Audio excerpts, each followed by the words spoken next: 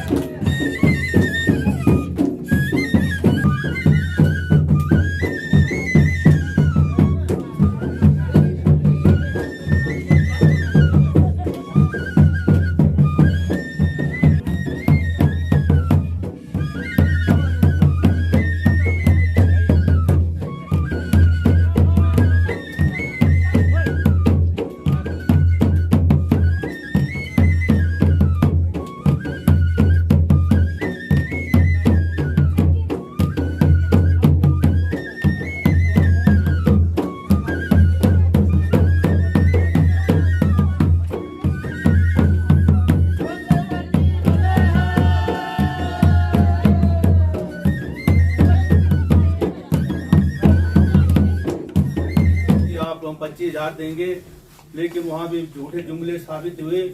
मैं आपसे निवेदन करना चाहूँगा कि आप महिला मंडलों के लिए यूनिफॉर्म और उसके लिए आप अपनी सांसद निधि से कुछ अंशदान करें।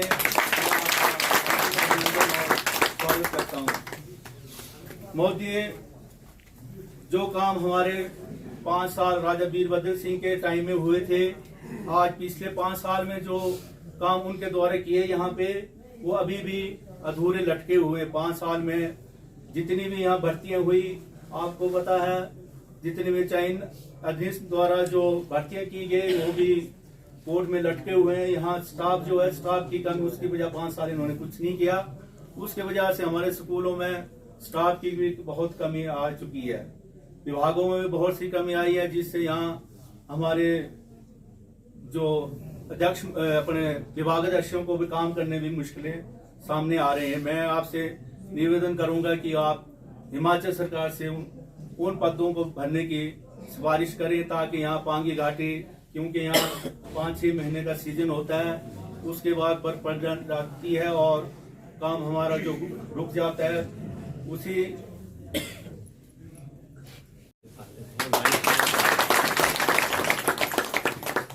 और यही नहीं, हमारे जो ऑल इंडिया की प्रेसिडेंट रही हैं सोनिया जी, यूपीए की चेयरपर्सन है, उन्होंने इनको सिलेक्ट किया।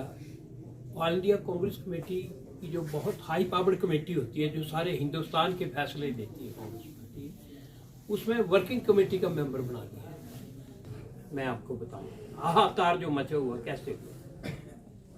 आपका रिप्रेजेंटेटिव हार गया, कांग्रेस पार्टी की गवर्नमेंट बन गई, और जो 5 साल का गैप हो गया उससे सारा ढांचा चरमरा गया। यहाँ जो मशीनरी लगाई थी वो सजा तौर पे लगाई थी बीजेपी वालों। जो कांग्रेस के लोग थे या दूसरे लोग थे, न्यूट्रल लोग थे, उनको यहाँ भेज रखा था, उनको सजा दी थी। वो चाहते थे कि हम यहाँ से बाहर निकलें। फिर उनको अब टाइम लग गया बाहर निकालने को, एडजस्टमेंट करने को। और जैसे प्रधान जी ने कहा कि सारी पोस्टें सारे डिपार्टमेंट में खाली कर दी थी, बदलते गए, लगाते किसी को नहीं गए, और भर्ती कोई नहीं की 5 सालों में, नौकरी चाकरी कोई नहीं, घर में बैठे रहो। अब कुछ लोग हमारे बोल रहे हैं ना कि हमारे काम नहीं हो रहे, इसी वजह से जो गैप हुआ है इस वजह से हुआ है। आपने पीछे रानी साहबा का इलेक्शन हुआ, उसमें भारी बहुमत से इनको जिता के भेजा बीजेपी राज में। कितनी बड़ी बात है। सेंटर में उनका राज, स्टेट में उनका राज, और आपने इतनी बहादुरी दिखाई। आप सब डिमांड करते थे, खास करके महिलाएं, बाकी भी करती थी, लेकिन महिलाएं जो हैं वो रो रही थी स्टेज पे। जब इनके टिकट की बात आई तो बोले उनको टिकट मिलना चाहिए, हमें रिप्रेजेंटेटिव चाहिए, राजा वीरभद्र सिंह का रिप्रेजेंटेटिव चाहिए, हमें और नहीं चाहिए। और हम सब ने मिलकर पक्ष पेश किया। जब ये मना कर रहे थे कि ताजा चादा चोट लगी थी, आपको पता है, अभी मेरी बहन ही है, मैंने बोला नाचो आप भी मेरे साथ। बोले मेरे पति की डेथ हुई है तो मेरी इच्छा नहीं है नाचने की। तो इनकी इच्छा नहीं थी एमपी बनने की, लेकिन हमने जबरदस्ती किया। हमने घर बैठे साइन किए कि नहीं आपको लड़ना पड़ेगा, लोगों की चाह है।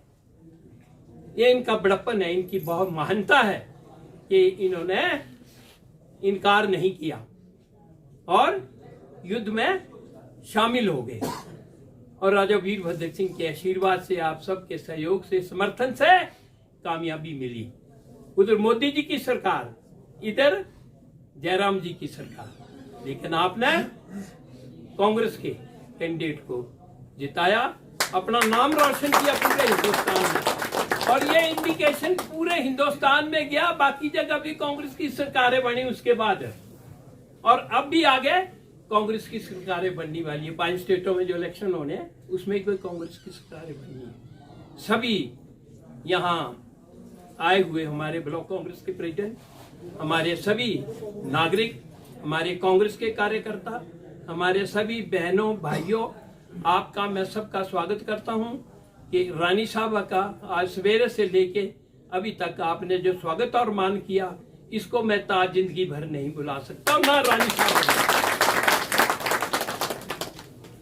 कितनी बड़ी बात है ये, बहुत बड़ी बात है, जिन्हें 55 साल राज किया और आपकी वजह से किया, और बच्चे बच्चे को जानते थे। अब ये इनका बहुत बड़ा कंट्रीब्यूशन है रानी साहब। होम नहीं। आदरणीय ठाकुर बनमौरी जी, जो हमारे बहुत ही वरिष्ठ नेता रहे, बहुत साल इन्होंने इस क्षेत्र की नुमाइंदगी की और इनको बहुत अनुभव है, बहुत इस इलाके की रग रग से जुड़े हुए हैं।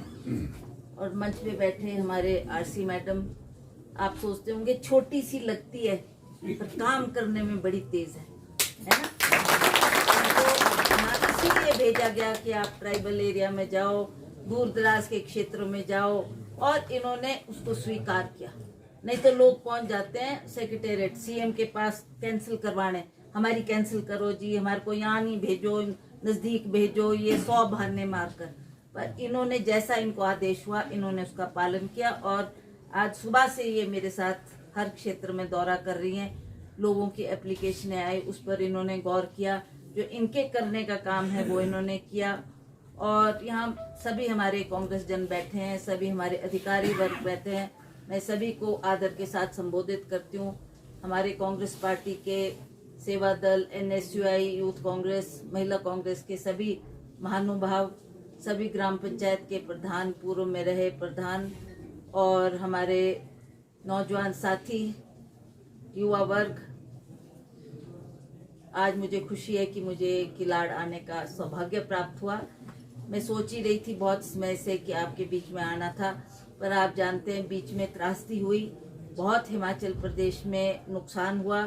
उस त्रासदी के संबंध में मुझे लोगों के बीच भी जाना पड़ा, जैसे मंडी में बहुत नुकसान हुआ, कुल्लू में बहुत नुकसान हुआ, और उसी तरह अन्य क्षेत्रों में भी जहाँ जहाँ नुकसान हुआ, क्योंकि वो मेरे ही हलके में पड़ता है, मंडी पार्लियामेंट्री हलके का ही हिस्सा है, तो मुझे वहाँ जाकर लोगों के बीच में उस वक्त खड़ा होना बहुत जरूरी था। तो मैंने वहाँ का दौरा किया, लोगों के बीच में गई, उसका जायजा लिया कि कितना किसका नुकसान हुआ और क्या क्या हम तुरंत उनको राहत दे सकते थे, उसके लिए उनके बीच में जाना बहुत अनिवार्य था। तो वो दौरा करके बीच में पार्लियामेंट का सेशन भी हुआ था, थोड़े समय के लिए, 1 हफ्ते के लिए, पर मेरे को उसमें जाने के लिए भी बोला गया कि आपका पार्लियामेंट सेशन है तो आपने जाना। मुझे खुशी हुई कि हमने, बहुत हमारे मुद्दे हैं, हिमाचल प्रदेश ऐसी त्राही में, ना हिमाचल प्रदेश उसकी भरपाई कर पाएगा, ना हमारे पास इतने साधन है कि हम लोगों को, कितनी जानें चली गई, कितने लोगों के मकान टूट गए, कितने लोगों का नुकसान हो गया। तो हिमाचल प्रदेश एक छोटा सा पहाड़ी प्रदेश है, इतने हमारे आय के साधन नहीं है। आप सब जानते हैं कि हमारे ऊपर 77,000 करोड़ का कर्जा पिछली सरकार छोड़ गई है, और अभी हमने जो वायदे लोगों से किए थे उसकी शुरुआत ही हम कर रहे थे।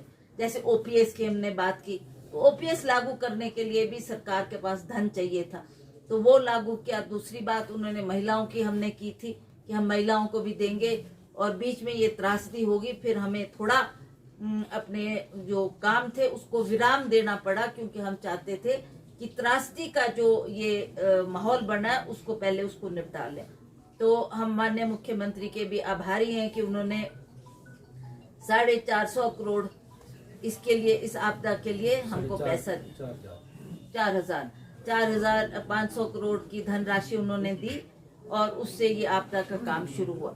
उसमें विलंब इसलिए हुआ कि हमें लगा प्रधानमंत्री जी मदद करेंगे।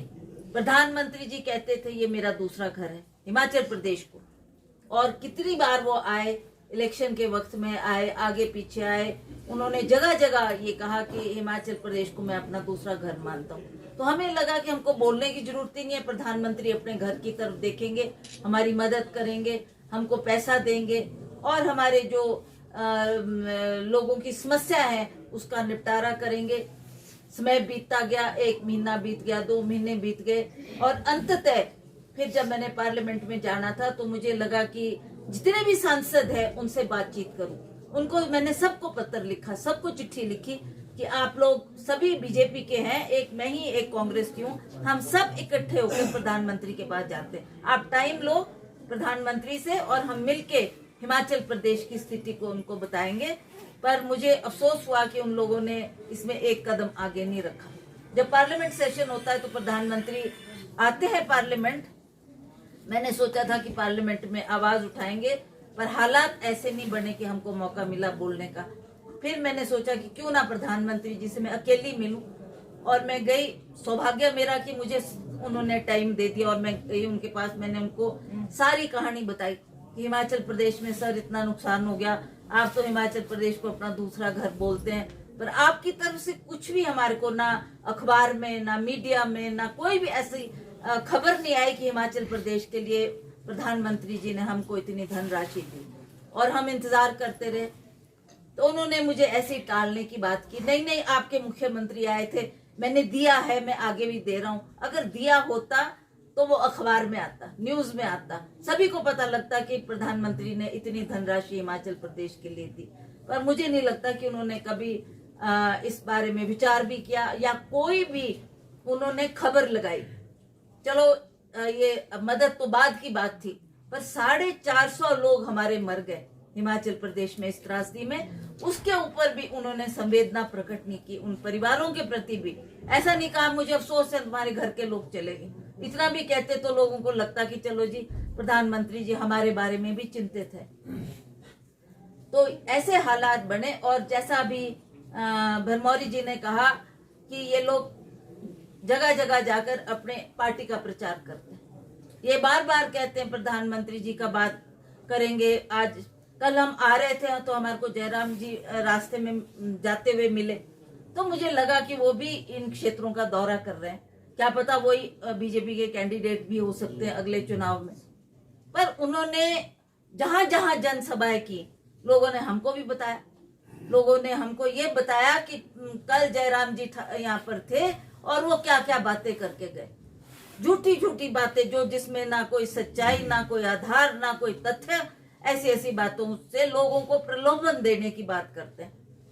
और उन्होंने ये भी कहा कि आपकी सांसद तो आपके पास आई भी नहीं। तो जैसा मैंने आपको समझाया कि जहां त्रासदी हुई थी वहां जाना पहले मेरी प्राथमिकता थी। फिर मैंने प्रधानमंत्री जी के ध्यान में ये बात लानी थी, तो दिल्ली जाना भी मेरे लिए अनिवार्य था। और जैसे ही मैं वहां से आई, मैंने अमित पाल मेरा काम देखता है, मैंने इनको बताया कि हमें अपने क्षेत्रों में आगे बर्फ पड़ जाएगी, मौसम खराब हो जाएगा, फिर नहीं जाया जाएगा। तो अभी आप टूर बनाएं और हम ये पांगी का दौरा करके आते हैं, लोगों से मिलते हैं, लोगों की बातचीत सुनते हैं और लोगों का आभार भी व्यक्त करते हैं। पिछला जो चुनाव हुआ उसमें आपने मेरा साथ दिया। जैसा भरमौरी जी अभी कह रहे थे कि बीजेपी की सरकार केंद्र में भी, बीजेपी की सरकार हिमाचल प्रदेश में भी, और जो ये कहते थे हमारी दो इंजन की सरकार है, डबल इंजन की सरकार है। और कितनी बार, छोटा सा पहाड़ी प्रदेश है, प्रधानमंत्री को कोई 10-12 बार आने की आवश्यकता नहीं थी। वो तो एक बार आते तभी अपना संदेश दे के चले जाते। पर हर जिला का दौरा उन्होंने किया, चाहे वो सिरमौर की बात लो, चाहे चंबे की बात लो, चाहे मंडी की बात लो, कुल्लू की बात लो, शिमला की बात लो, हर जगह जाकर उन्होंने यही प्रचार किया कि अपनी गाथा गाते रहे कि हमने ये कर दिया, हमने वो कर दिया, और बहुत सी बातें उन्होंने कही। और मैंने हर बार उनको प्रेस के माध्यम से ये प्रश्न पूछा कि प्रधानमंत्री जी, आप तो कहते थे कि मैं महंगाई कम करूंगा। जब वो प्रधानमंत्री नहीं बने थे तब भी आए थे, तब भी उन्होंने ये कहा कि आप मुझे मौका दो एक बार प्रधानमंत्री बनने का। आपका जो ये गैस का सिलेंडर 450 रुपए का, उसका दाम कम करके दूंगा, महंगाई कम करके दूंगा, ये बोला मोदी जी ने। तो सारे में खुशी की लहर हो गई कि बस जी ये तो बहुत बढ़िया हो गया, ऐसा प्रधानमंत्री मिल जाए कि हमारी महंगाई कम कर दे, और ऐसा प्रधानमंत्री मिल जाए जो हमारे नौजवानों को नौकरी दे दे। ये भी उन्होंने कहा कि मैं 1 साल में 2 करोड़ बच्चों को पूरे भारतवर्ष में नौकरी दूंगा। ये प्रधानमंत्री के खुद के शब्द है। तो जो इतना बड़ा व्यक्ति इतनी बात कह दे और उसके बाद मुकर जाए, आप बोलो कितने 9 साल हो गए, 9 साल में तो कितने बच्चों को नौकरी मिलनी, 18 करोड़ बच्चों को नौकरी मिलनी चाहिए थी, पर इसके ऊपर भी उन्होंने कोई ध्यान नहीं दिया। किसी के बच्चों को नौकरी नहीं मिली, ना महंगाई कम हुई। वो गैस का सिलेंडर जो आपका 450 रुपए का था, आज पूछो क्या दाम है। उनकी सरकार है, उन्होंने गैस के सिलेंडर के दाम कम करने थे, आज आपको 1200 रुपए, शायद 1200 रुपए का एक सिलेंडर मिल रहा है। और उन्होंने ये भी कहा कि जो कांग्रेस के लोग हैं ये तो चोर। अफसोस मुझे इस बात का कि इतने बड़े पद पर उन्होंने इस भाषा का प्रयोग किया और कांग्रेस को ये बोला कि ये लोग तो चोर थे, इन्होंने सारा धन लूट लिया, इन्होंने सारा पैसा खा लिया और विदेशों में जाकर वहां बैंकों में जमा कर दिया। आप मुझे मौका दो, मैं प्रधानमंत्री बनूंगा, वहां से सारा धन लाऊंगा और सबके खाते में 15-15 लाख डालूंगा। क्यों बोला कि नहीं बोला? आया किसी के खाते में 15 लाख? तो इस तरीके की उन्होंने बातें की। उन्होंने कहा मैं भ्रष्टाचार मिटाऊंगा। आज आप देख रहे हैं कि किस तरीके का भ्रष्टाचार हो रहा है, चाहे वो केंद्र में है, चाहे पिछली भाजपा की सरकार रही, उनके कार्यकाल में कितना भ्रष्टाचार हुआ। और जो आवाज उठाने की कोशिश करे, थोड़ा भी ये कहे कि जी अच्छा मैं भी कोई राजनीतिक बात करूं या राजनीतिक मैदान में उतरूं, उनके ऊपर या ईडी बैठाई जाती है या उनके घर में छापे डाले जाते हैं या इनकम टैक्स लगाया जाता है। तो वो बड़े बड़े लीडर जो राष्ट्रीय स्तर पर जो राजनीति में आना चाहते हैं और इनका विरोध कर रहे हैं, उनको उनके ऊपर ऐसे ऐसे इल्जाम, किसी को अंदर कर दिया, किसी को जेल में डाल दिया, किसी को ईडी ने उठा लिया, किसी के घर में छापे मार लिया। आप रोज ही अखबारों में पढ़ ही रहे कि इस तरीके का बर्ताव जो किया जा रहा है लोगों के साथ, वो अच्छा संदेश नहीं दे रहा लोगों में। आपको याद होगा प्रधानमंत्री हमारे मनमोहन सिंह जी थे, यूपीए की सरकार थी, हमारी चेयरपर्सन सोनिया गांधी जी थी। जब भी हम उनके पास कोई समस्या लेकर आए, वो हमारे को निधड़क मिलते थे।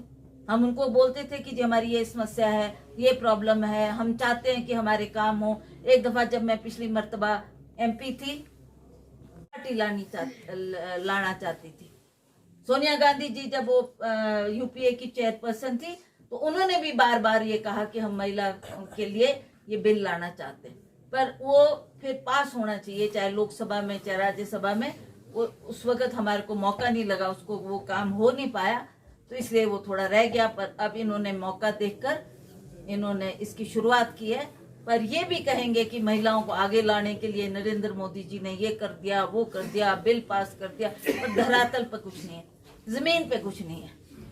अगर किया वो कांग्रेस की सरकारों ने किया, कांग्रेस के हमारे जो प्रधानमंत्री रहे, उनकी वजह से हमारी आज महिलाएं आगे बढ़ी है। तो ये कुछ बातें हैं। अभी हम तो आपके बीच में आएंगे, चंद सी बात करके चले जाएंगे, पर आप लोग भी जब बैठते हैं आपस में, आप लोगों की भी चर्चा होनी चाहिए, सच्चाई लोगों के सामने आनी चाहिए। सच्ची बात रखो, सच्ची बात बोलो। ये तो झूठ बोल बोल के कहाँ पहुंच गया, और हम अपना मुंह ही नहीं खोलते। हम भी एक कान से सुनते हैं, दूसरे कान से निकाल देते हैं। पर अब इतना सशक्त हमारा समाज है, नौजवान बच्चे हैं, पढ़े लिखे हैं, महिलाएं पढ़ी लिखी हैं, अच्छे आप लोग प्रबुद्ध है, बुद्धिजीवी हैं, आप लोग भी उनको कन्फ्रंट कर सकते हैं कि जी आपने ऐसा बोला, सच्चाई ये है, धरातल पे ये है, आप क्यों लोगों को गुमराह कर रहे हैं। बार बार जब इलेक्शन आते तो ऐसा माहौल बनाएंगे, और ऐसा माहौल बनाकर वो अपनी बात रखने का प्रयास करेंगे।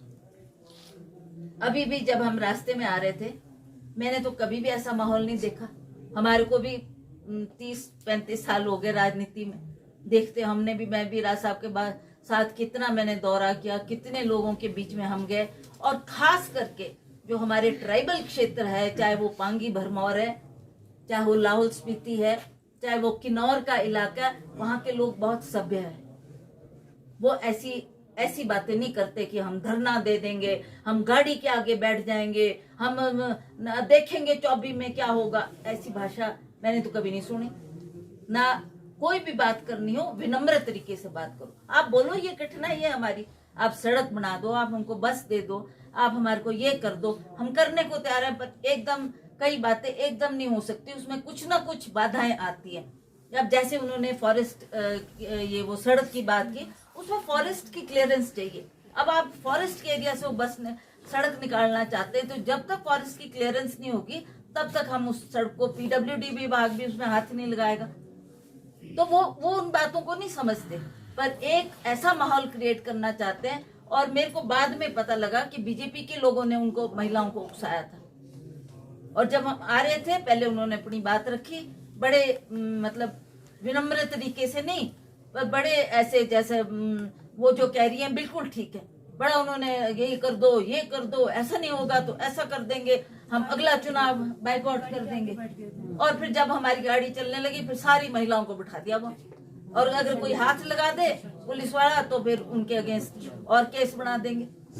ऐसा होता नहीं था, मैंने नहीं कभी ऐसा देखा। पर आज मुझे दुख लगा इस बात का कि क्या माहौल कर रहे। और महिलाएं जिनको हम बहुत सुशील, और महिलाओं के साथ कभी हमने ऐसी ऊंची नीची बात नहीं सुनी। मैं भी कब से राजनीति में हूँ, कब से देख रही हूँ। लाहौल में गई, स्पीति में गई, किन्नौर में गई, पांगी भरमौर में हम लोग कितनी बार आए, कभी भी यहाँ लोग ऊंची आवाज में भी बात नहीं करते। राज साहब के साथ मिलने आते थे, अपनी प्रॉब्लम्स लेकर आते थे, बोलते थे कि जी हमारी ये समस्या है सर, इसको कर देना। अब सभी विभाग के अफसर आएंगे, आरसी मैडम बैठी है, एसडीएम बैठे हैं, पीडब्ल्यूडी